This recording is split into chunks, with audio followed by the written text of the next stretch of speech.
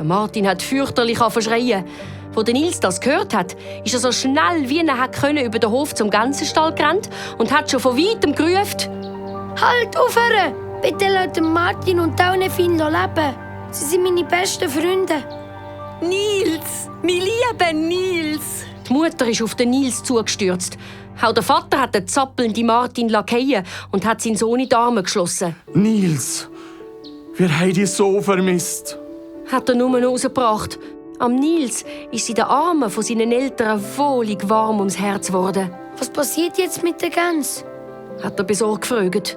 Deine Freunde werden wir nie schlachten. Schau an! Du bist aber richtig gewachsen in diesen 8 Monaten. Hat die Mutter mit Tränen in den Augen gelacht und ihm über den Kopf gestreichelt. Ich? Gewachsen? Hat der Nils gestammelt und ganz verwirrt an sich herabgeschaut. Ich bin gewachsen! Ich bin wieder ein Mensch! Hat er gejubelt. Der Nils ist seinen Eltern um den Hals gefallen. Und auch zu Martin und seiner Familie hat er gerufen: Ich bin wieder ein Mensch! Und ihr werdet nicht geschlachtet. Ihr könnt für immer hier bleiben. Haben alle durcheinander geschnattert. Der Nils war jetzt wieder ein Mensch und hat die Sprache der Tiere nicht mehr verstehen. Aber er hat gewusst, wie überglücklich der Martin und Daunefin gerade sind. Der Nils ist plötzlich losgerannt und hat seinen Eltern noch über die Schulter zugerufen: Ich muss mich verabschieden. Ich erkläre euch alles später. Dann ist er schnell zu der Stelle gelaufen, wo er sich mit der Akka verabredet hat. Es war noch niemand dort. Der Nils hat sich ruhig auf die Erde gesetzt und hat gewartet.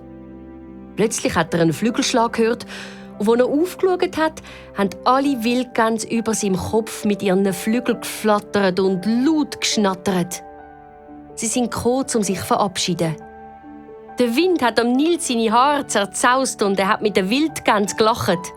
Die Akka hat noch einen letzten Schrei ausgestoßen und dann haben sich alle Wildgänse in die Luft geschwungen. Der Nils ist ihnen angelaufen bis zum Strand. Danke für die wunderbare Reise, Hat der Nils Holgersson den Wildgans nachgerufen und hat seinen Freunden nachgewunken, bis sie am Horizont über dem tiefblauen Meer verschwunden sind.